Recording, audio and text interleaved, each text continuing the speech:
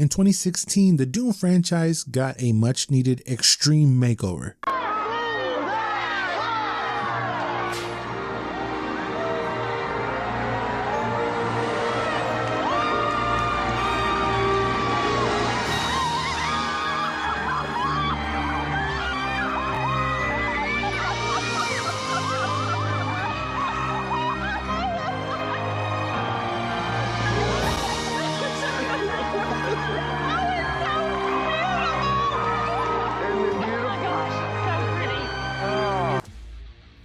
They moved away from the much darker, almost space-like setting into straight-up hell.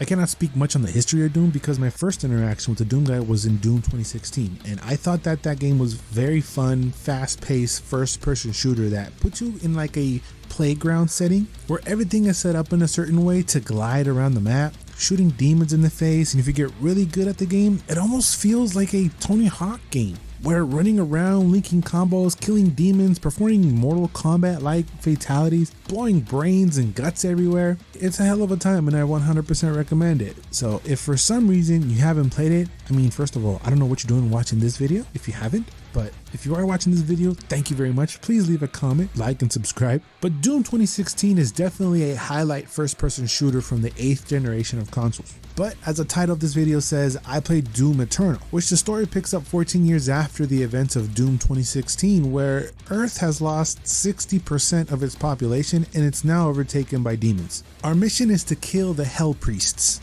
Okay, hold up. How dope of a name is that? Hell Priests. There's gotta be some sort of metal band. Hell yeah, I found one. Rock on. You gotta kill 4 Hell Priests who serve under this angelic baddie named Maykrs. Sup girl, what you trying to do later? Oh, sacrifice mankind to save your race? Oh yeah, no doubt. Cool.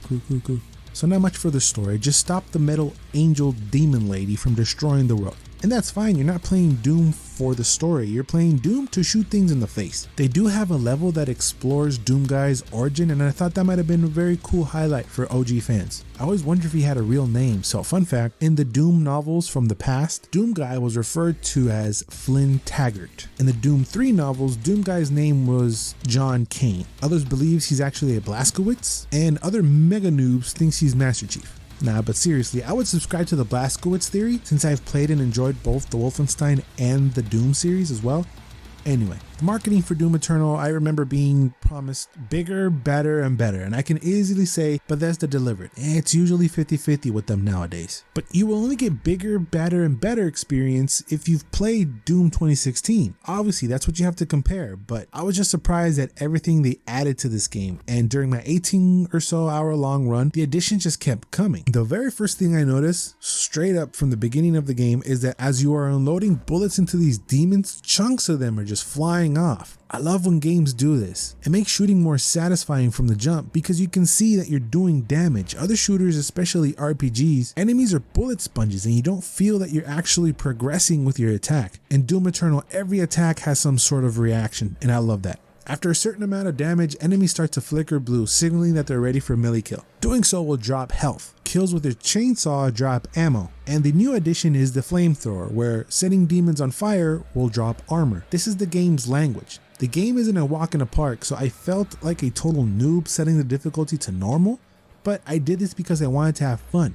Getting my ass repeatedly handed to isn't really fun for me. Even on medium I got my ass handed to. But this is because I did not master the language of the game yet. You're gonna get hit unless you're some sort of savage out the gate. And if you don't get hit, you are definitely gonna run out of ammo. But this is done by design, offering the unique gameplay of running around and having to either glory kill, use a chainsaw to recover, do a melee kill for health. So you have to be hyper aware of when you get hit, how do you get hit, and why. And the second you're on low on any of these main 3 things, health, armor, and ammo, you better find a way to create some and pick it up, and fast, by killing one of the 3 ways I already mentioned. But once you master that, not only do you look better by playing, but you can also run through the countless hordes of enemies thrown at you, and the game just becomes way more fun. Otherwise, you're just being blown up.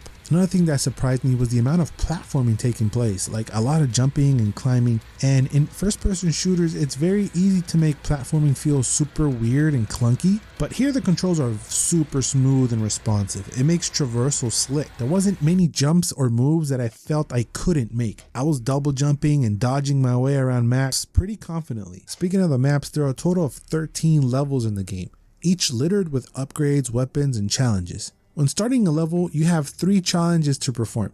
For example, kill 5 enemies a certain way or collect so many codexes. And if you complete all 3 by the end of the map, you get a battery to use back at the hub world. In the hub world, you can use these batteries to unlock outfits and more upgrade points. Oh yeah, there's a hub world now. The hub world kind of gave me like a Mortal Kombat Crips vibes, where you're just running around and you can visually see what you can unlock. Side note, yo, why no Doom guy in Mortal Kombat, huh? He fits perfectly with all the gore and brutality he's already accustomed to. That'd be pretty cool. Anyway, there are 3 different upgrade points. One to mod weapons, adding some sort of spice to the gun with mods to add alternate firing, stuff like that. The second upgrades are Doom guy's suit, stuff like take less damage, that sort of stuff.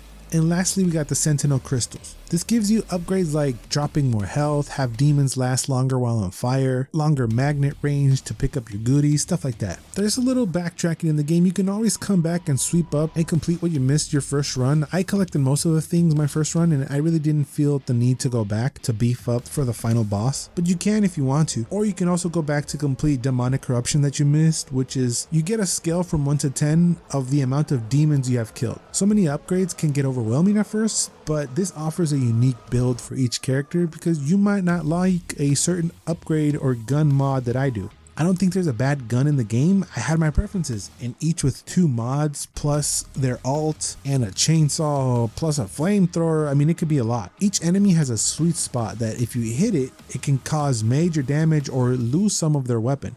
Oh, I almost forgot about the grenades too. You have both explosive and freeze grenades. Freezing some of the enemies is the best way to slow them down. I mean, the game rewards you for killing. Every game does, but the way Doom Eternal does it, it's vital. You literally need it to survive. Enemy design is great. Not many characters look alike. If you see them from far away, you can easily recognize them. I truly think that the devs sat down and said, okay, how do we make this next one even more annoying than the last?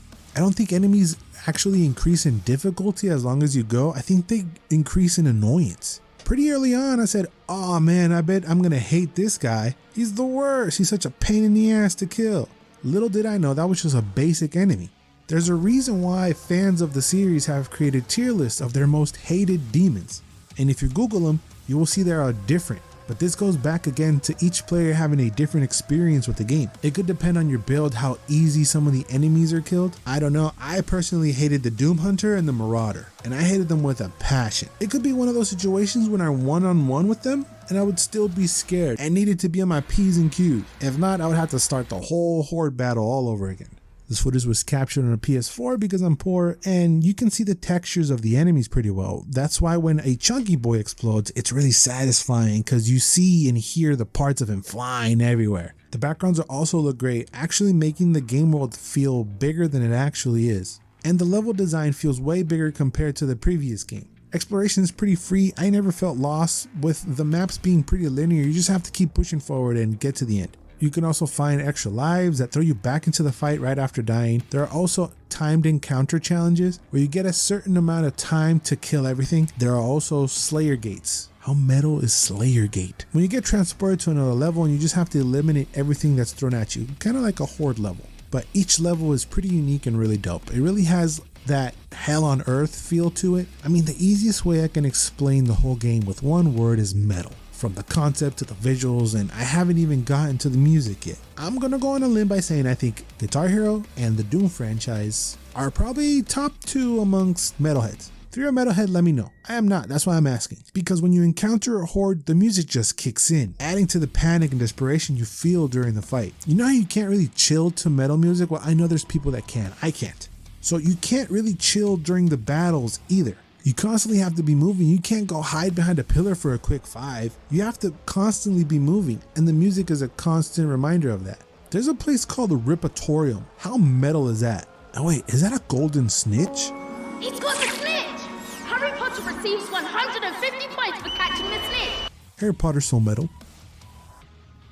Doom Eternal did the one thing sequels have been promising since, well, forever, and that is going bigger, badder, and better. And I can confirm that it is, which actually got me thinking about its third installment. If that's going to be even bigger, badder, and betterer, well, it has to. I just hope that they find a way to not go too crazy. It's not always the best thing to do, to keep outdoing yourself so much. You eventually lose touch with what got you to the dance in the first place. I guess the Doom team hasn't really given me a reason to worry, and I will have high hopes and excitement until I return to the series to run around and shoot faces off for another hell of a time. If you enjoyed this video, why the hell not let me know by dropping a like, and if you really like it, you can subscribe to the channel, and if you would like to talk to me, you can leave a comment. You can give any recommendations on any other games you would like to see me do reviews on. Any and all thoughts, let me know down there in the comments. And don't forget to always and forever, you do you.